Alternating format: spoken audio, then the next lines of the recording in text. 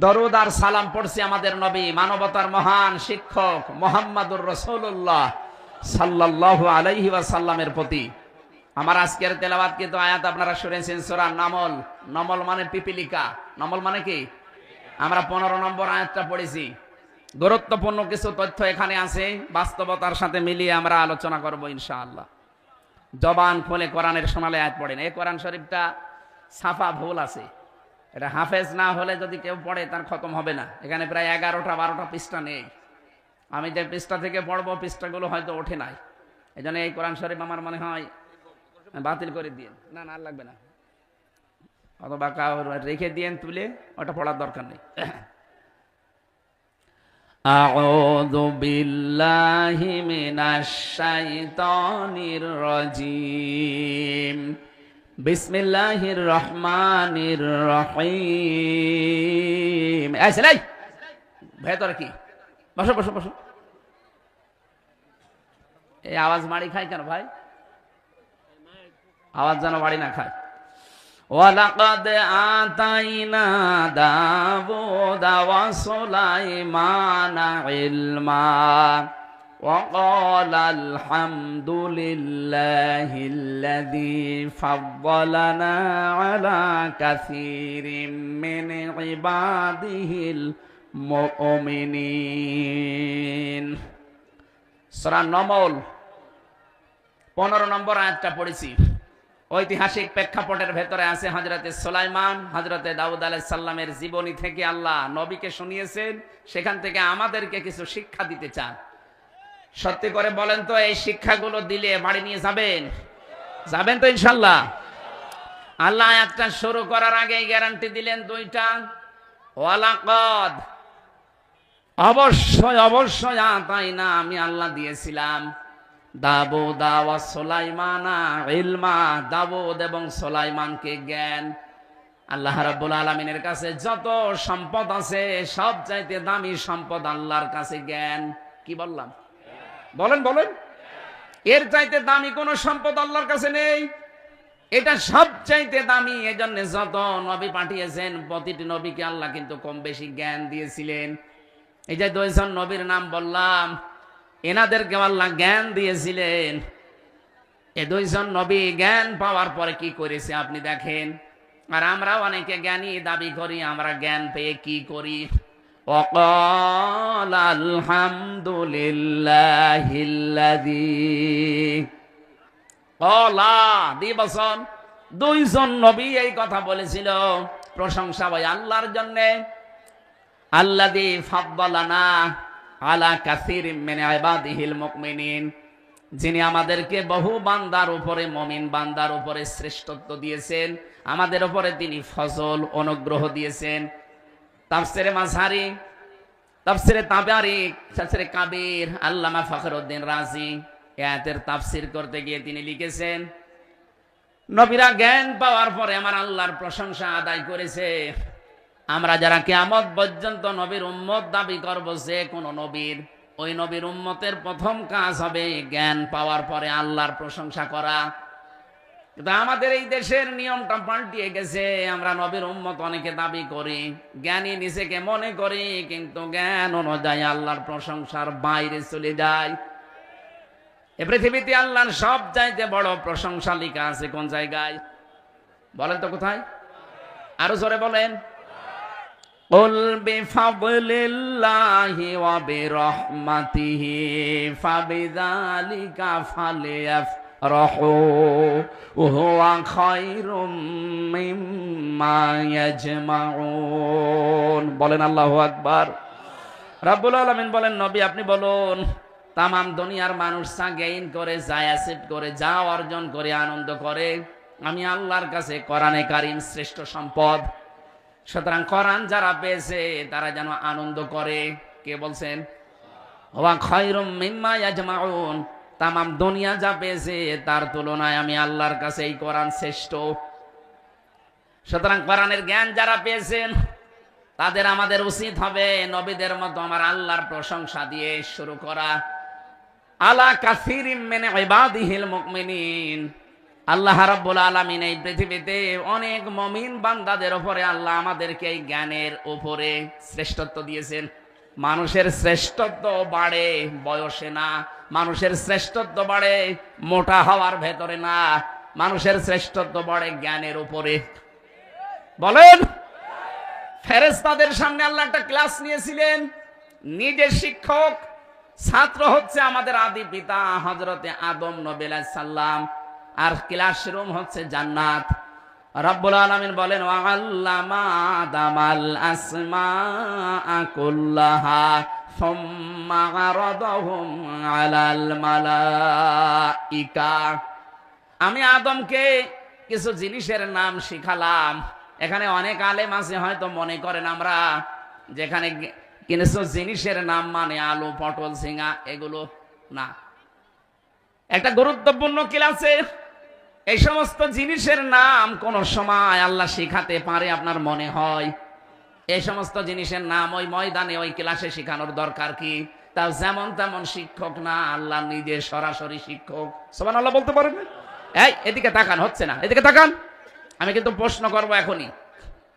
আল্লাহ নিজে শিক্ষক হয়ে ছাত্র হিসাবে একজন নবীর প্রথম মানুষকে জান্নাতের ক্লাসে তিনি ক্লাস করিয়ে যেটা শিখিয়েছিলেন, আধুনিক তাফসীর যারা মুফাসসিররা ইনারা লিখতেছেন এটা আলু, পটল, ঝিঙা, বেগুন এগুলোর নাম শুধু না, যত শত জ্ঞান আছে এই পৃথিবীতে, যত ন্যায় এবং অন্যায়, এই বিষয়গুলো এক ক্লাসে আল্লাহ আদমকে শিখিয়ে দিয়েছে। কিন্তু ফেরেশতাদেরকে তো আল্লাহর ওইটা দেয়নি, ওনাদেরকে যে বিষয়ে জ্ঞান দিয়েছে ওইটা ছাড়া ওরা অন্য কিছু আর জানে না। অথচ যত ন্যায় আছে, যত অন্যায় আছে, সব আল্লাহ এক ক্লাসে আমাদের আদম নবীকে শিখিয়ে দিয়েছেন। সুম্মা আরাদাহুম আলাল মালাইকা, ফেরেশতাদের সামনে বললেন যে এগুলোর নাম বলো দেখি। ফেরেশতারা বলেছে আমরা জানি না। ক্বালু সুবহানাকা লা ইলমা লানা ইল্লা মা আল্লামতানা ইন্নাকা আনতাল আলিমুল হাকিম। বলেন আল্লাহু আকবার। আমার ভাইরা আয়াতের সামারাইজ এইটা দিয়ে দিয়েছিলেন ফেরেশতাদের উপরে। এই যে তাকে সেজদা দিতে বলেছে সম্মানজনক, এই একটাই মাত্র কারণ, তার জ্ঞান ছিল। কি ছিল? আমাদেরও মর্যাদার সম্মান বাড়ানোর পেছনে একটাই কারণ, যে আমাদের জ্ঞান। কিন্তু জ্ঞান অনুযায়ী কোন মানুষ যদি আমল করতে পারে, কোরআনে কারীম জানিয়েছে ইয়ারফাইল্লাহুল্লাযীনা আমানু মিনকুম ওয়াল্লাযীনা উতুল ইলমা দারাজাত। সূরা মুজাদালার 11 নম্বর আয়াতের মাঝের অংশে আছে আল্লাহ বলেন আমি রফা করি, উচ্চ করি, দিনের পর দিন বাড়াতেই থাকে। এটাও মোজারে, বর্তমান, ভবিষ্যৎ, প্রেজেন্ট, ফিউচার। দিন যত যাবে তাদের মর্যাদা বাড়তেই থাকবে, যারা ঈমান এনেছে আর যারা ইলম পেয়েছে। সুতরাং আপনি নিজে নিজেকে বড় মনে করে আপনার মর্যাদা আপনি বাড়াতে পারবেন না। ঈমান আনা লাগবে, আর ঈমান আনার পরে মাস্ট বি আপনাকে ইলম অর্জন করা লাগবে, জ্ঞান। যেহেতু আদম নবী আলাইহিস সালামকে আল্লাহ প্রথমে জ্ঞানটা দেওয়ার কারণে তার সম্মান বৃদ্ধি করে দিয়েছিলেন। কিয়ামত পর্যন্ত আদমের সন্তান যারা আসবে, এরা যদি ঈমান আনার পরে জ্ঞান অনুযায়ী আমল করে, দিন যত যাবে তাদের মর্যাদা বাড়তেই থাকবে। আপনি এই পৃথিবীর দিকে মিলান, যারা জ্ঞান অনুযায়ী আমল করে না, দিন যত যায় তাদের মর্যাদা তত কমতে থাকে। আর যারা জ্ঞান অনুযায়ী আমল করেছে, সামনাসামনি হয়তো গালিগালাজ করে, পেছনে যে বলতে থাকে না লোকটা আসলেই ভালো। আমি আল্লামা দেলাওয়ার হোসাইন সাইদি রহমতুল্লাহ আলাইহির কথা বলছি। এই লোকটা জ্ঞান অনুযায়ী আমল করার কারণে হয়তো জালেমরা সামনাসামনি গালিগালাজ করতো, উল্টা পাল্টা কথা বলতো, পেছনে যে আমি অনেক জালেমের মুখে শুনেছি না লোকটা কিন্তু ভালো। সুবহানাল্লাহ বলতে পারেন না? অথচ বড় বড় অনেক আলেমের নাম শুনি, সামনে যে প্রশংসার ছড়ি একেবারে খুলে বসে, আর পেছনে যে বলে ও তো একটা টাটকানির ভেজাল জালেম। তার জ্ঞান অনুযায়ী আমল নেই, কাজ নেই, এই জন্য তাদের উপরে মানুষের একটা ঘৃণা আল্লাহ তৈরি করে দিয়েছেন।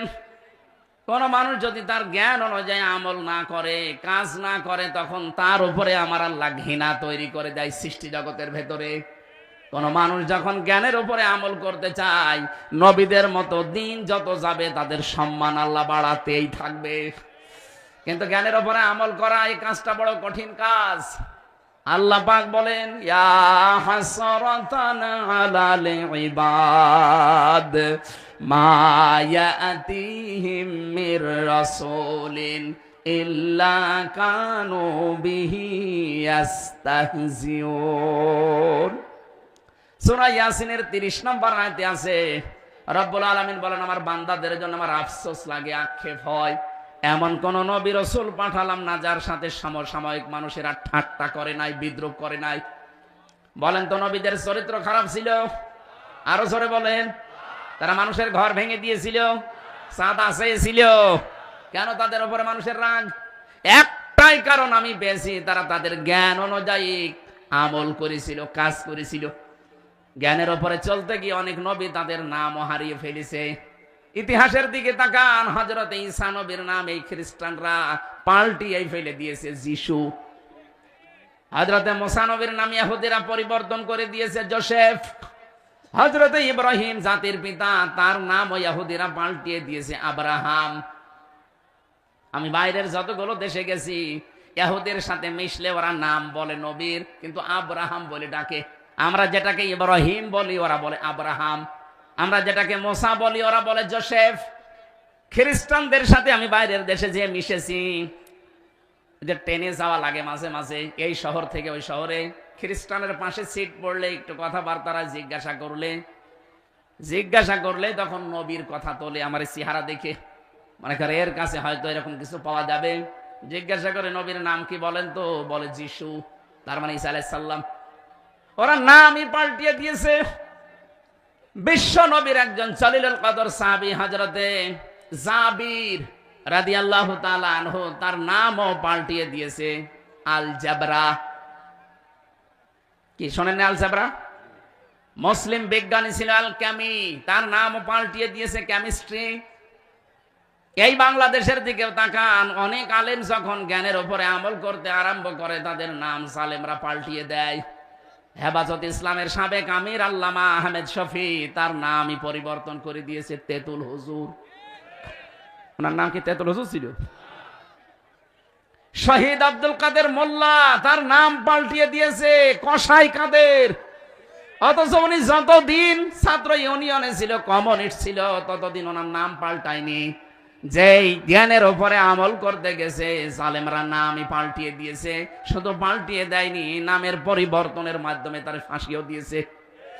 পুরান ঢাকায় যে লোকটা ছিল কসাই কাদের, তারে ফাঁসি দেওয়ার দরকার ছিল, অথচ ফাঁসি দিয়েছে শহীদ আব্দুল কাদের মোল্লা রহমতুল্লাহ আলাইহি।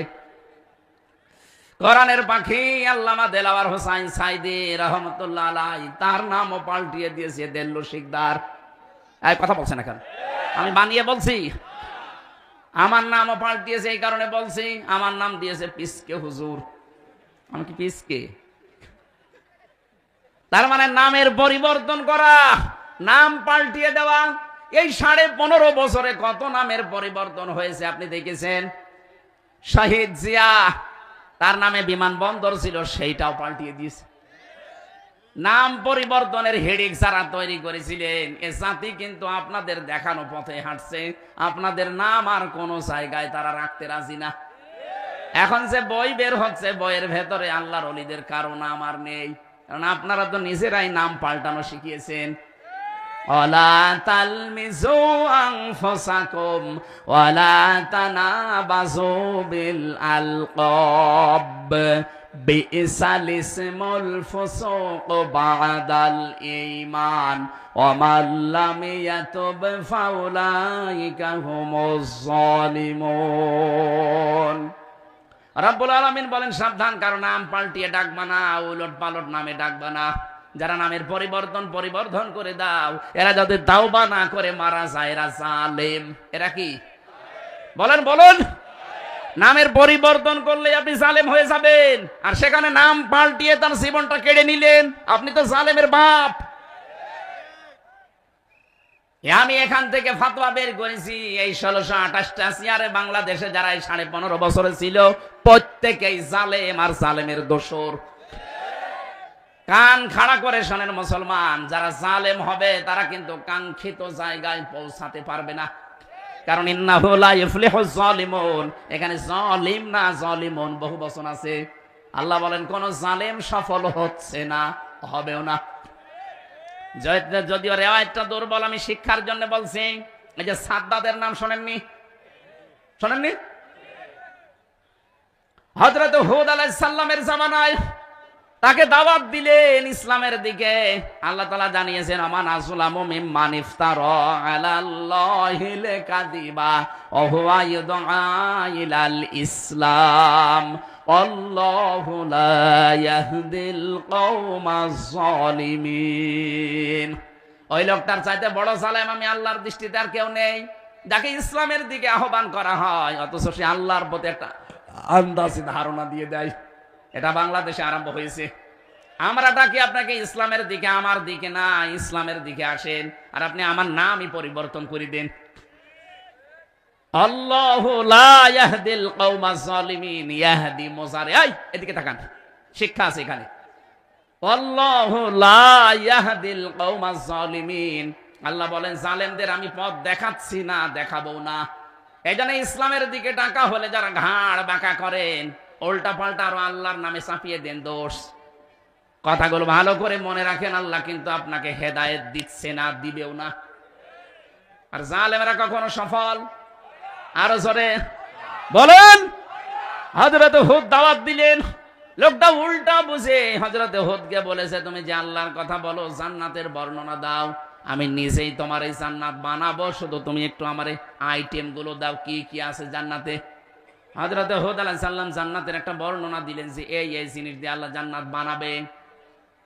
ওই এলাকায় যত ওর আন্ডারে যত বিভিন্ন জায়গায় ওর যে লোকজন সেট করা ছিল প্রদেশে প্রদেশে, তাদের কাছে খবর পাঠিয়েছে যে আমি আমার স্বপ্নের জান্নাত বানাবো, তোমরা যা যা আছে স্বর্ণ পাঠাও, রূপা পাঠাও। আমি একটা শিক্ষা এখান থেকে পেয়েছি, তাফসীর এই জন্য বলছি ভালো করে, যে যেখান থেকে পেরেছে তার বিভিন্ন প্রদেশ থেকে, সে যেহেতু মেন জায়গায় আছে এই মোদির মতো, আর সারা 29টা প্রদেশে তার লোকজন ঠিক করা আছে। ওরা এলাকা থেকে স্বর্ণ রূপ যা পাচ্ছে সব নিয়ে আসো, সোনার রূপা দিয়ে সে জান্নাতের ঘর বানাবে। বিশাল এরিয়া নিয়েছে চাটিয়াল ময়দানে। হযরতে হুদ আলাইহিস সালামের কাছে শুধু বর্ণনা শুনেছে জান্নাত এই পাশ থেকে ওই পাশ দেখা যাবে না, ওই রকম ময়দান নিয়েছে যেন এই পাশ থেকে ওই পাশ দেখা না যায়। চারিদিকে স্বর্ণের ইট রূপার ইট দিয়ে ঘিরে নিয়েছে পুরাটা। ভেতরে হোরার গেলমান লাগবে। এলাকার যুবতী মেয়ে যারা, যুবক ছেলে যারা, এদেরকে চয়েস করে করে সব চাইতে সুন্দর তাদেরকে হোর আর গেলমান বানিয়েছে। হোর পরে এদেরকে বানিয়ে জান্নাত পুরা কমপ্লিট। 22 বছর সময় নিয়ে বানিয়েছে। ঐতিহাসিকরা লিখেছে 22টা বছর সময় লেগেছিল। প্রায় 20,000 মানুষ কাজ করেছে একাধারে, যেখানে যা পেয়েছে। তার নিজের রাজ্যের ভেতরে পেয়াদারা যেখানে যা পায় তাই তো নিয়ে আসে। একটা গরিব বিধবা মেয়ের বিয়ে হয়েছে, তার বাবার কাছ থেকে ওই সময় বেঁচে থাকা অবস্থায় কিছু স্বর্ণ পেয়েছিল। স্বামীটা মারা যাওয়ার কারণে সেইটাই তার শেষ সম্বল, সেটা বেঁচে আছে নিয়ে। হঠাৎ পেয়াদারা বলছে এটা দেওয়া লাগবে, বাদশার স্বপ্ন পূরণ করতে হবে। উনি বলছে না, এটা নেবেন না, এটা আমার জীবনের শেষ সম্বল, এটা নিয়ে অন্তত আমি এখন বেঁচে আছি। বলে না, বাদশার স্বপ্ন পূরণ করা লাগবে, কারো শেষ সম্বল দেখার সময় নেই। জোর করে যখন কেড়ে নিয়েছে তখন ওই মেয়েটা মাটিতে গড়াগড়ি দিয়েছিল, কান্নাকাটি করে করে বরদোয়া দিয়েছে, রব্বুল আলামিন আমার এই শেষ সম্বলটুকু যে কেড়ে নিও, তার স্বপ্ন সাধ তুমি পূরণ হতে দিও না। এখান থেকে আমি কয়েকটা শিক্ষা বের করেছি। কোন মজলুম যদি বরদোয়া দেয়, আরো যদি সত্যি মজলুম হয়, সঙ্গে সঙ্গে ওটা আরো সে চলে যায়। কথা বলছেন? আমি নিজের সাক্ষী দেখেছি যে পিসকে হুজুর যেটা রফিকুল ইসলাম মাদানী, ও কিন্তু মজলুম ছিল ওই সময়। ওরে পুরা উলঙ্গ করেছে এই ডিবি হারুন, হাউ আঙ্কেল, পুরা উলঙ্গ করে ওর হাতে সিগারেট ধরিয়ে একটা অর্ধ উলঙ্গ মেয়ে লোকের ঘাড়ের উপরে হাত দিয়ে ছবি তুলেছিল। আমার নিজে বলছিল জেলখানায়, আমার সাথে ছিল। বলছে ওই সময় অসহায় হয়ে একটা বরদোয়া দিয়ে দিলাম, আল্লাহ আমি এমনিতেই ছোট মানুষ, অসহায়, আমি মাজলুম, যা করলো আমার সাথে তুমি ওর সাথে ওইটা করবা। ঠিক আল্লাহ তারে 3 ইঞ্চি দেখিয়ে দিয়েছে। আরে বাবা, তালি মারছে। এটা দেখায়নি? এখন সারা দুনিয়ায় হাউ আঙ্কেল চেনে না, কিন্তু 3 ইঞ্চি চেনে। কয় ইঞ্চি? এই আলেমের বরদোয়া এটা। এই মেয়েটা যখন বরদোয়া দিয়েছে রব্বুল আলামিন আমার শেষ সম্বলটুকু ওর কেড়ে নিয়ে গেল, ওর স্বপ্নর স্বাদ যেন পূরণ না হয়। যেহেতু মজলুমের দোয়ার সঙ্গে সঙ্গে আরো সে চলে যায়, আমার আল্লাহ ওই মেয়েটার দোয়া কবুল করে নিয়েছে। মাঝখান থেকে ও জালেম তো জানে না যে কার বরদোয়ায় কি হচ্ছে। শেষ পর্যন্ত জান্নাত কমপ্লিট করার পর ওই উদ্বোধন করবে আজ। এমন কড়া নিরাপত্তা দিয়েছে যে পিপিলিকা পর্যন্ত যেন আসতে না পারে। জান্নাতের মেন গেটে ঢুকবে, হঠাৎ দেখে গেটের ডান দিকে একজন ফকির বসা, অনেকগুলো ছেঁড়া তালি দেওয়া, জামা গায়ে দেওয়া। ফকির ওখান থেকে ডাক দিয়ে বলছে, বাদশাহ আপনার সাথে একটা কথা আছে আমার। ও গেছে রে গে, এখানে পিপিলিকা আসতে পারে না, তুমি কে? ফকির মানুষ, এখানে কি কিসের কথা? পরে ভিক্ষা দেবো, যাও। লোকটা বলছে, না একটু মাথা নিচের দিকে করেন, আমি একটা কথা বলে চলে যাব। ঘোড়া থেকে হালকা মাথা নামিয়েছে, কানের কাছে মুখ নিয়ে বলছে, আমি কিন্তু দুনিয়ার ফকির না, আমি আজরাইল। এই মুহূর্তেই তোমার জান কবজ করার জন্য আমাকে আদেশ দিয়েছে আল্লাহ, ভেতরে আর যাওয়া যাবে না।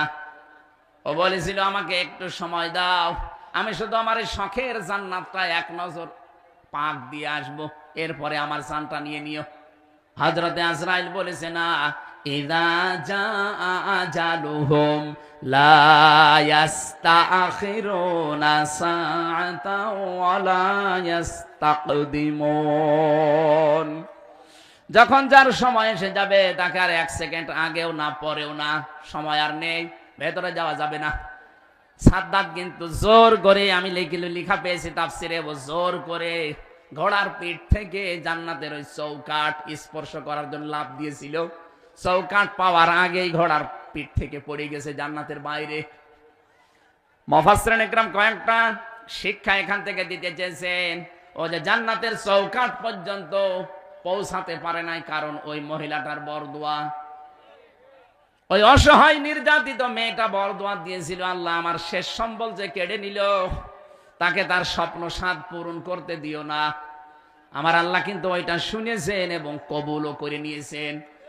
এই 15.5 বছরে কত মানুষের আর্তনাদ, কত মানুষের চোখের পানি। আরে ভাই, আমি তো ভিকটিম, আমি নিজে জানি।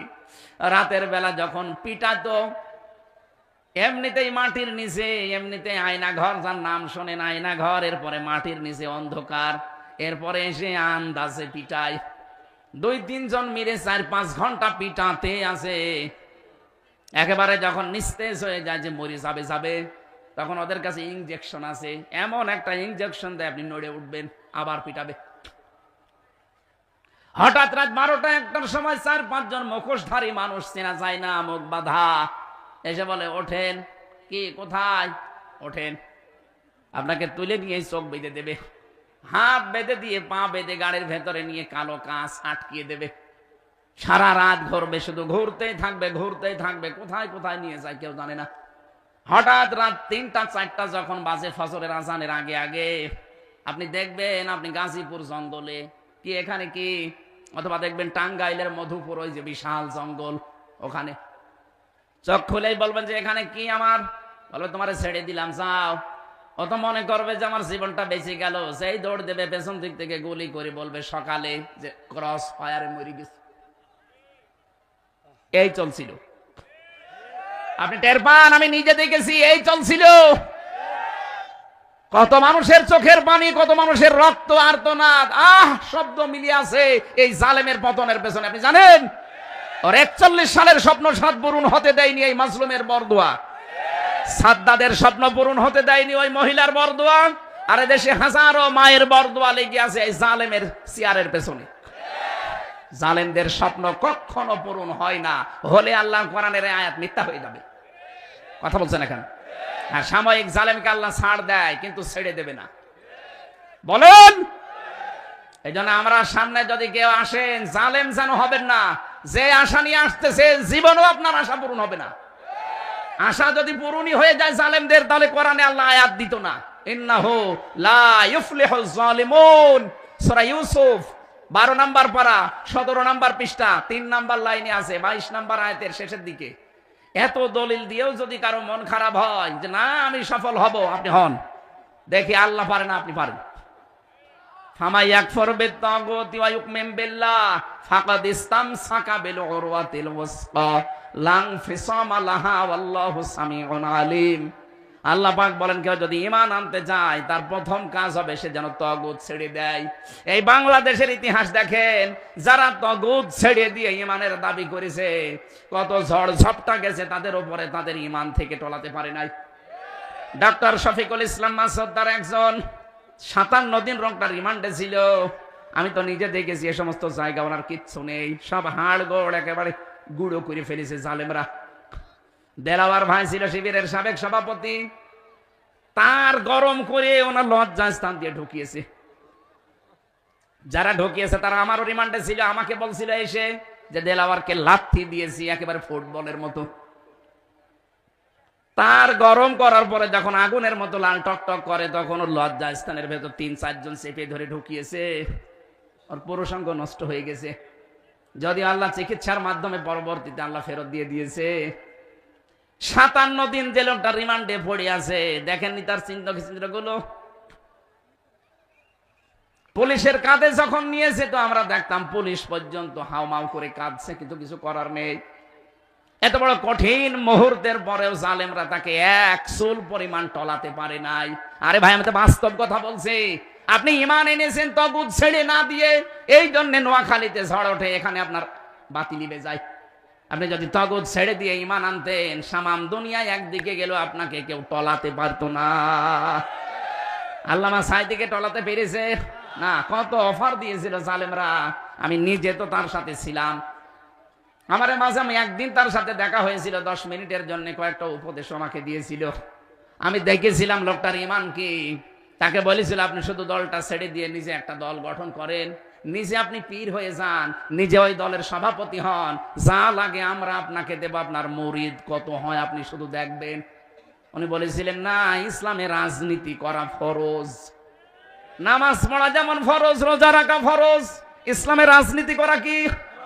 আরো জোরে বলেন। আল্লাহর নবী জানিয়েছেন, আমি হাদিসটা বলছি, যে মানুষগুলো শিক্ষা নিতে চান এখান থেকে নিতে পারবেন। যারা আমাদের নাম শুনলে উল্টা পাল্টা ধারণা করেন তাদেরকে বলছি। আবু হুরায়রা থেকে বর্ণিত, নবীজি বলেন ইদা কানা উমারাউকুম খিয়ারুকুম, যখন তোমাদের আমির ওমারা, তার মানে নেতা যারা, দেশের পরিচালক যারা, শাসক যারা, এরা যখন উত্তম মানুষ হবে, ওয়াগনিয়াউকুম সামাহাকুম, দেশের ধনী মানুষগুলো যখন দানশীল হবে, ওমরুকুম শুরা বাইনাকুম, সব কাজ যখন রাষ্ট্রের কাজগুলো পরিবার থেকে শুরু করে রাষ্ট্র পর্যন্ত যখন পরামর্শের ভিত্তিতে করা হবে, ফাজাহারুল আরদি খায়রাল লাকুম মিন বাতনিহা, তখন মাটির নিচের চাইতে মাটির উপরের ভাগটা তোমাদের জন্য উত্তম হবে। আমরা তো এইটা তৈরি করতে চাই। আমি কোরআন শরীফ মাথায় নিয়ে বলতে পারি আল্লাহর কসম, ক্ষমতা আমার টার্গেট না, আমার টার্গেট মানুষগুলো এমন ভালো তৈরি করতে হবে যে মানুষগুলো দেশের ভেতরে সব চাইতে উত্তম হবে। খলিফাতুল মুসলিমিন হযরতে আবু বকর সিদ্দিক রাদিয়াল্লাহু তাআলা আনহু তার সন্তানটাকে একদিন বারবার দেখেন মায়ের কাছে বলছে, মা আমি পায়েস খাবো। হযরত আবু বকরের স্ত্রী উম্মে রোমানা তিনি বললেন, বাবা ওই রকম টাকা আমার কাছে নেই, তোমার বাবাকে বলি। আবু বকরকে ডাক দিয়ে বললেন, খলিফা আপনি এক কাজ করেন, বাইতুল মালে যিনি আছেন অর্থমন্ত্রীর দায়িত্বে, তারে বলেন আগামী মাসের বেতন যেন আমাদেরটা 1 মাস আগেই দিয়ে দেয়। আপনার ছেলে পায়েস খাবে, ওই টাকা আমাদের কাছে এখন নেই। উনি গেলেন, ডাক দিয়ে বললেন, বাইতুল মালের খাজানচি আগামী মাসের বেতনটা আমারে দিয়ে দেন। অর্থমন্ত্রী ওই রকম ডাক দিয়েছে, খলিফাতুল মুসলিমিন আমিরুল মুমিনিন, আপনি যে আগামী মাস পর্যন্ত বেঁচে থাকবেন তার গ্যারান্টি আছে আপনার? আপনি আগামী মাস পর্যন্ত চেয়ারে আপনাকে জনগণ রাখবে, সেই গ্যারান্টি আপনি পেলেন কোথায়? আপনি যে 1 মাস আগে অ্যাডভান্স বেতন চান, আমি কি দেখে দেব? একটাও তো গ্যারান্টি নেই। সামনে 1 মাস জনগণ আপনাকে নাও রাখতে পারে, 2 নম্বরে আপনি 1 মাস নাও বাঁচতে পারেন। সুতরাং আমি পারবো না, কোনো গ্যারান্টি তো আপনি দিতে পারেন না। উনি মাথা নিচু করে চলে আসলেন, স্ত্রীকে বললেন যে এই জবাব দিয়েছে হবে না, স্ত্রীও ছিল ওই মানের। তিনি বললেন, ঠিক আছে স্বামী, আপনার উপরে কোনো অভিযোগ অনুযোগ আমার নেই। যা আসতো রাষ্ট্রের তরফ থেকে ভাতা হিসাবে ওখান থেকে 1 মোট 1.5 মোট 2 মোট করে বাঁচিয়ে রাখতেন আটা। 15 দিন পরে প্রায় 2 কেজি মতো আটা বেঁচে গেছে। প্রতিবেশীর কাছে বিক্রি করে ওইটা দিয়ে পায়েস বানিয়েছে। দুপুর বেলা সন্তানকে খাবার দিয়েছে। হযরত আবু বকর এসে দেখে পায়েস খায়।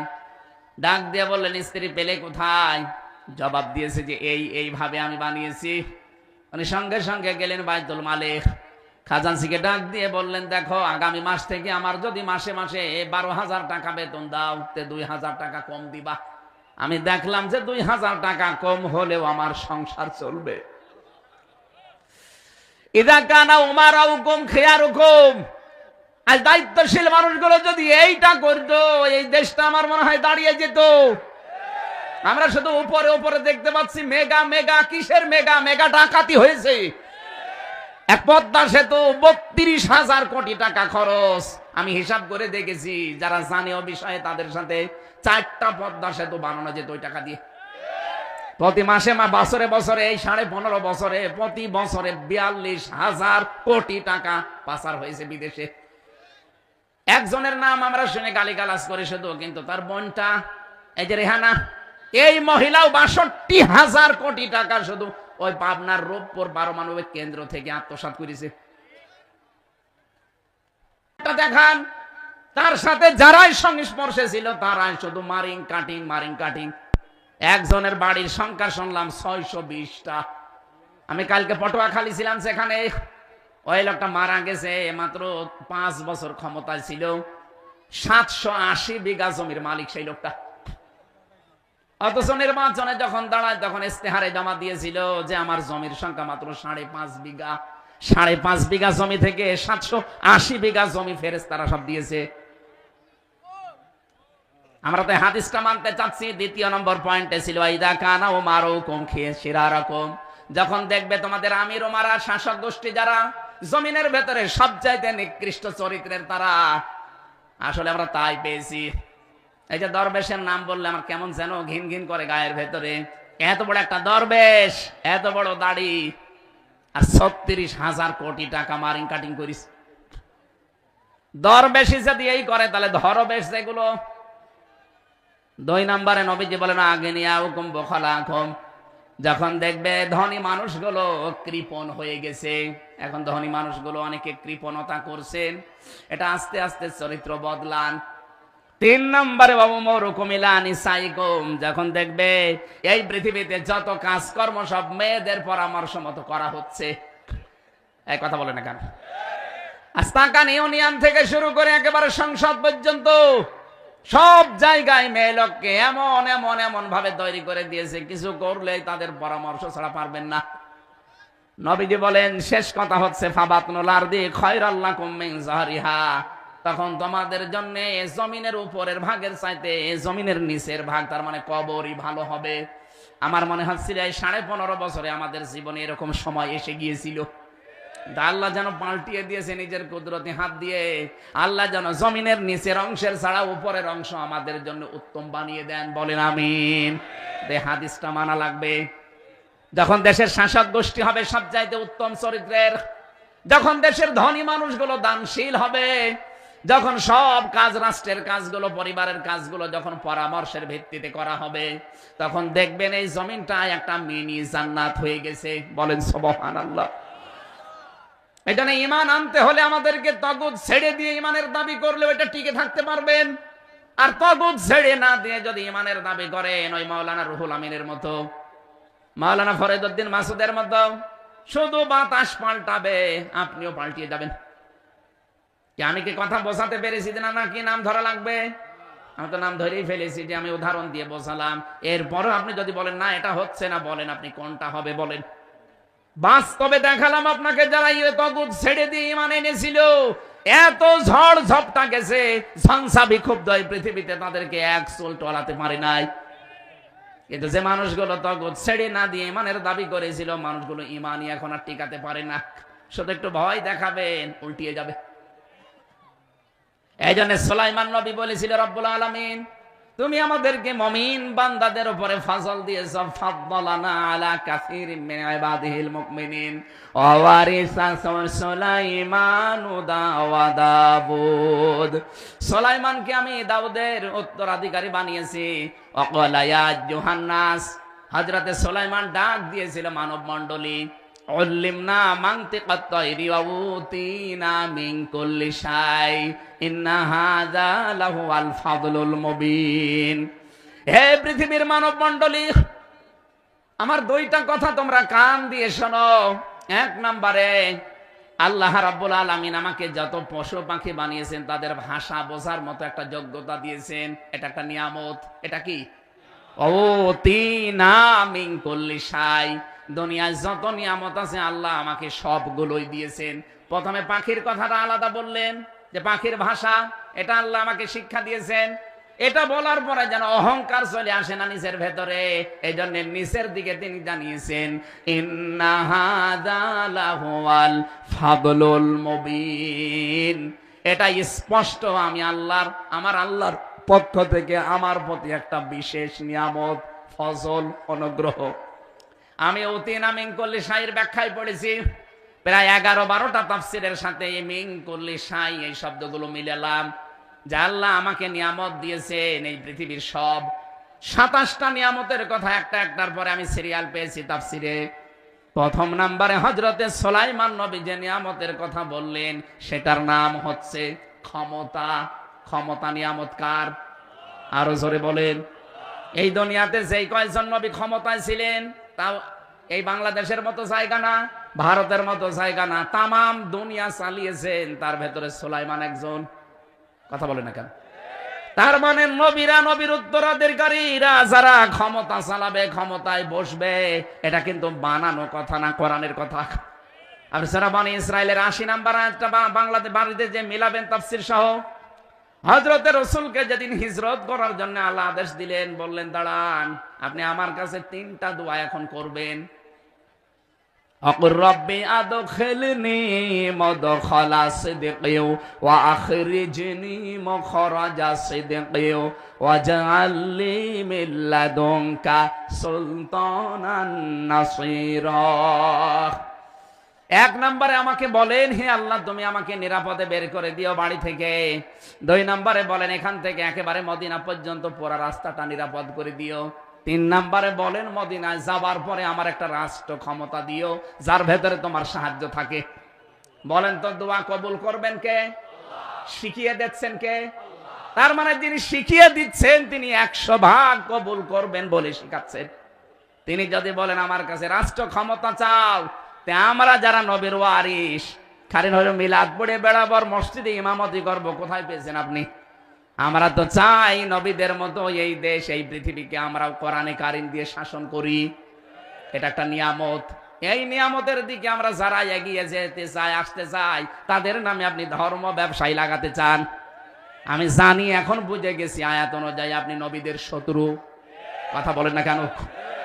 হযরতে সুলাইমান আলাইহিস সালামের 27টা পয়েন্টের ভেতরে প্রথম নাম্বার বললেন, আমাকে যত নিয়ামত দেওয়া হয়েছে তার প্রথম নাম্বার নিয়ামতে যে আল্লাহ তুমি আমাকে রাষ্ট্র ক্ষমতা দিয়েছো। এর পরবর্তীতে হশির আলী সুলাইমান আদা মিনাল জিন্নি ওয়াল ইনসি ওয়াত তায়রি ফাহুম ইউসাউন, তিনি যেহেতু বিশাল ক্ষমতার অধিকারী, তার মানুষ, জিন এবং পাখিদের বহর ছিল, সামনে নিয়ে যাচ্ছিলেন।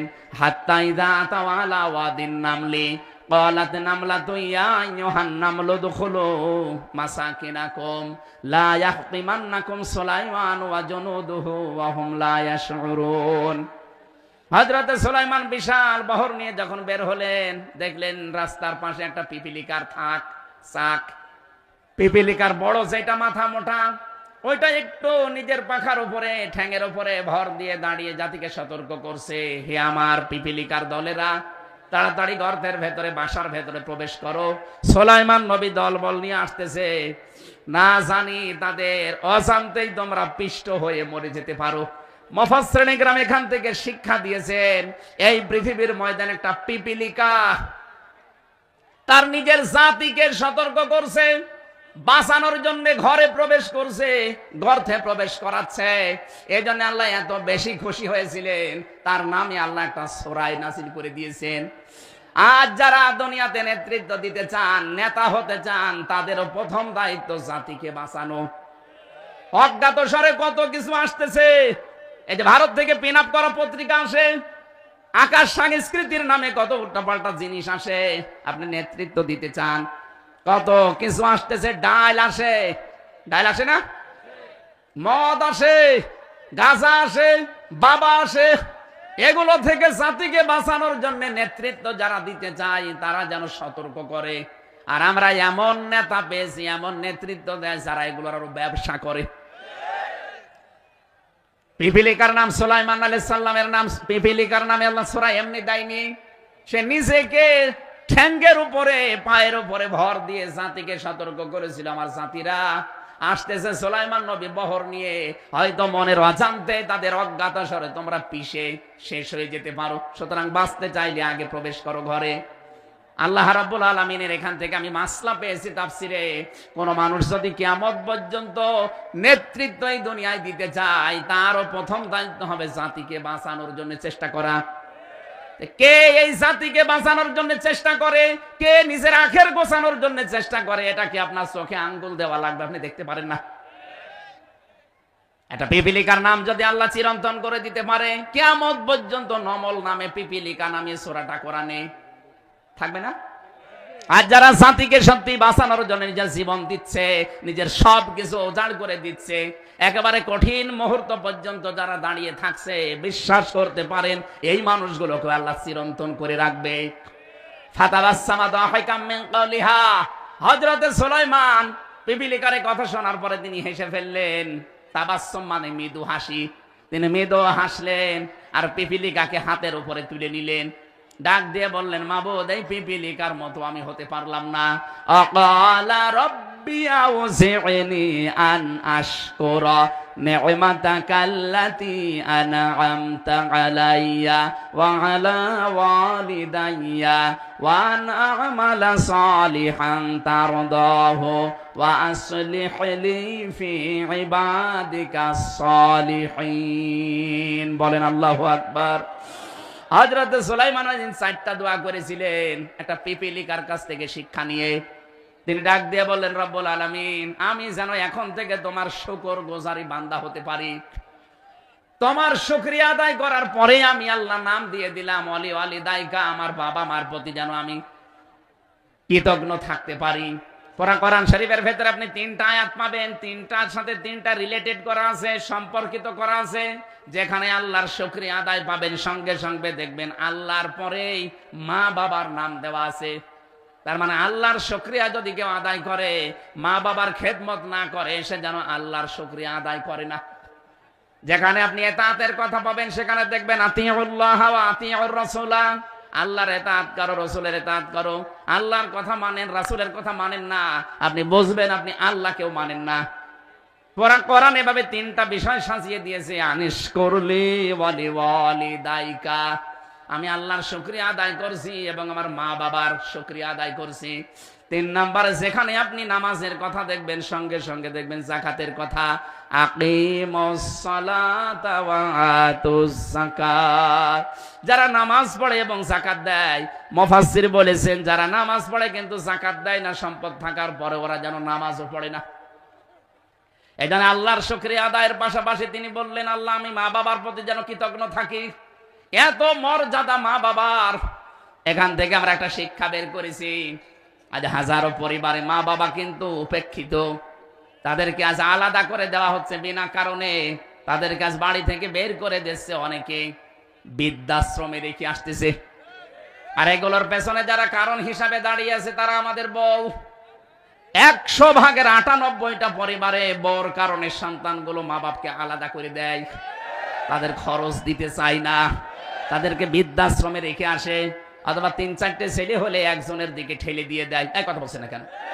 তাছাড়া কোন সন্তান কি চায় যে আমার মা বাবা আলাদা হয়ে যাক? না। আমি নিজের সন্তান হিসাবে প্রত্যেকটা সন্তানের দায়িত্ব নিয়ে বলতে পারি, কোন সন্তান দুনিয়ায় চায় না যে আমার মা বাবা আমার থেকে আলাদা হয়ে যাক। কিন্তু এটা বাধ্য হয় অনেক সন্তান তার স্ত্রীর কারণে। ওই স্ত্রীর দোষ না, ওই স্ত্রীকে মাঝে মাঝে ঔষধ দেয় ওর মা আর ওর বড় বোন। নাকি এটা বেশি বলে ফেললাম? ওখান থেকে ঔষধ পাঠায় আর ঔষধ খায়, পাগল হয়ে যায়।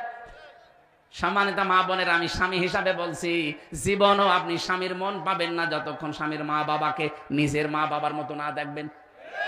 এর সাথে স্বামীরা একমত আছেন না? কারা কারা আছেন স্বামীরা হাত তোলেন তো।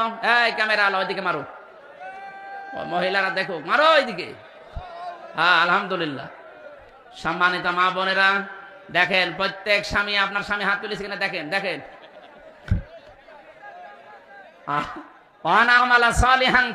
আল্লাহ তুমি আমাকে এমন নেক কাজ করার তৌফিক দাও যার উপরে তুমি রাজি থাকো। সুতরাং সুলাইমান নবীর এই দোয়াটা আমাদের জীবনের সাথে আমরা মিলাতে চাই। তিনি পিপিলিকার কাছ থেকে হাতে তুলে নিয়ে এই শিক্ষাগুলো বলছিলেন, আল্লাহ তুমি আমাকে নেককার বান্দা বান্দীদের সাথে শামিল করে দাও। বলেন আমিন। বারাকাল্লাহু লানা ওয়া লাকুম ফিল কোরআনিল আযীম।